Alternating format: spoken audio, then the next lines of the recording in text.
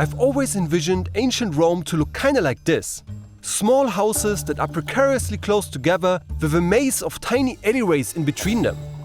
Apparently though, ancient Rome was actually a thriving metropolis with over 1 million inhabitants. An urban sprawl that included multi-story apartment complexes, large open plazas that the Romans called forums, and well, the origin of fast food as we know it today. First I thought this must be fake. I mean, we're talking about a time way before the Middle Ages. Long before King Arthur supposedly pulled out Excalibur from a random stone and became king. His time is actually often called the Dark Ages, because society didn't make lots of advancements during that time, and people certainly didn't visit fast food restaurants. This really made me curious, and I wanted to understand better what a visit to an ancient Roman fast food restaurant looked like. And what the heck happened to this thriving metropolis and its people?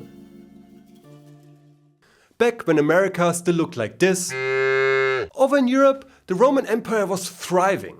Their capital, Rome, was a gigantic city, which at its height had over 1 million people living in it. Those people led urban lives, eerily similar to ours. Like large cities in our current day, building space was very limited. Believe it or not, ancient Rome actually had 3 to 6 story high apartment buildings. These buildings were often not structurally sound. Collapses were very common, which made the living arrangements in these buildings quite unique. The richest and poorest people of Rome would share the same building. High-income individuals would live in grand apartments on the lower floors. There they would enjoy the proximity to shops that were based in the ground floor, as well as getting out of the building quickly in case of a fire or if the building was collapsing. The higher the floor, the lower the income would be. On the uppermost floors, where the building was most likely to collapse and escape would be near impossible in case of a fire, the low-income families would live. Living conditions for those people were very cramped. Often whole families of 6 to 8 people would share a single room. All but the most expensive apartments shared the same problem. There was either no space to cook, or it was highly dangerous, because cooking in 200 AD involved open fires. And lots of wood was used in the construction of these apartment buildings. So people had to improvise, which naturally fueled the invention of a convenient and affordable way to get food: the Roman fast food restaurant. Romans called them thermopolia, which literally translates to a place where something hot is sold. These restaurants were commonly found in large cities like Rome or Pompeii. They were strategically placed along busy streets and near marketplaces, baths and forums, where food traffic was high. I want you to imagine now that you're a middle-class Roman guy. In the middle of a busy day, you're looking to grab a quick lunch. While wandering through the jumbled alleyways, you spot a thermopolia. An enticing aroma comes wafting through its open front. The shop is designed with a counter facing the street, allowing you to see the various food items on display.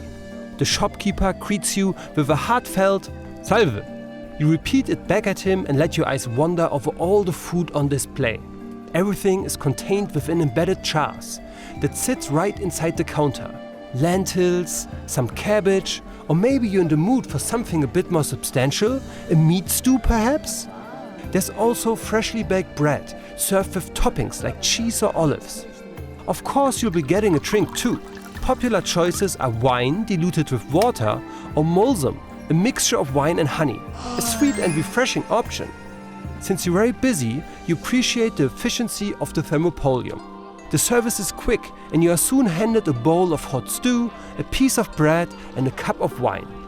You might choose to eat standing right at the counter, or if offered, there might be small tables to sit on for a short break in your day. A moment of relaxation, providing much needed sustenance. The Roman thermopolium is also a place to socialize. You exchange a few words with acquaintances or overhear interesting snippets of conversation. Patrons from all walks of life are also grabbing a quick bite. Once the meal is over, you return the dishes to the counter and pay the shopkeeper. You're leaving the thermopolium full and satisfied. And while you wander through the splendor that is ancient Rome, you think to yourself that nothing could ever challenge the might that is the Roman Empire. Well, you were absolutely wrong. Cause here's the kicker. Eventually, the Roman Empire did collapse. And with it, we all lost a bunch of progress.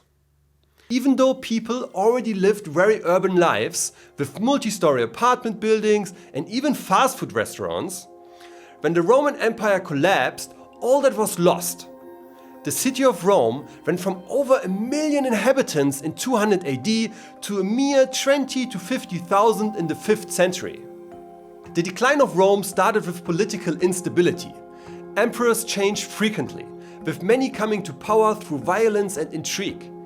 These continuous internal conflicts weakened the empire and drained its resources.